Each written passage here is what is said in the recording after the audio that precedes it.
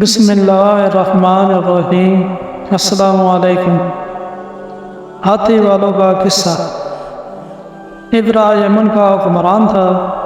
اس نے یمن میں ایک عالی شان کلیسا تعمیر کر کے یمن کے لوگوں میں یہ اعلان کرا دیا، آئندہ کوئی شخص حج کے لیے مکہ مکرمہ نہ جائے اور اس کلیسا کو بیت اللہ سمجھے۔ اس اعلان سے پورے عرب کے لوگوں میں غم و غصے کی لہر دوڑ پڑی۔ پھر ان میں سے کسی شخص نے رات کے وقت اس کلیسا میں جا کر گندگی پھیلا دی۔ ابرا کو جب یہ معلوم ہوا تو اس نے ایک بڑا لشکر تیار کیا اور مکہ مکرمہ کا رخ کر لیا۔ راستے میں عرب کے کئی قبیلوں نے اسے روکنے کی کوشش کی، لیکن ابرا کے لشکر ہاتھوں نے انہیں شکست ہوئی۔ آخرکار یہ لشکر مکہ کے قریب ایک جگہ پہنچ گیا۔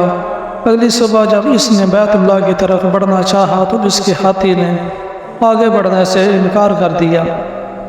اسی وقت اس کی طرف سے عجیب و غریب قسم کے پرندوں کا ایک غول آیا اور لشکر پر چھا گیا۔ ہر پرندے کی چونچ میں تین تین کنکرے تھے جو انہوں نے لشکر کے لوگوں پر برسانے شروع کر دیے۔ ان کنکروں نے لشکر کے لوگوں کے جسموں کو چیر کر رکھ دیا۔ یہ عذاب دیکھ کر سارے ہاتھی بھاگ کھڑے۔ لشکر کے سپاہی ان میں سے کچھ وہی ہلاک ہو گئے اور کچھ جو بھاگ نکلے وہ راستے میں ہی مر گئے۔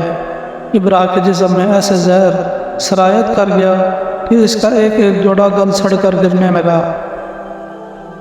اسی حالت میں اسے یمن لایا گیا۔ وہاں اس کے سارے بدن سے خون بہہ بہہ کر ختم ہو گیا۔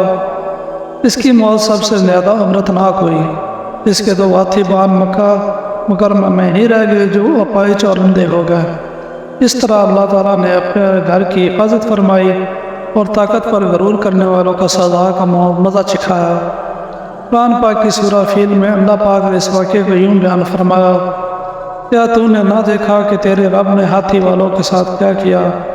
کیا ان کے مکہ مکرمہ کو بیکار نہیں کر دیا اور ان پر پرندوں کے جھنڈ بھیج دیے جو انہیں مٹی اور پتھروں کی کنکریاں مار رہے تھے، پس انہیں کھائے ہوئے بھوسے کی طرح کر دیا۔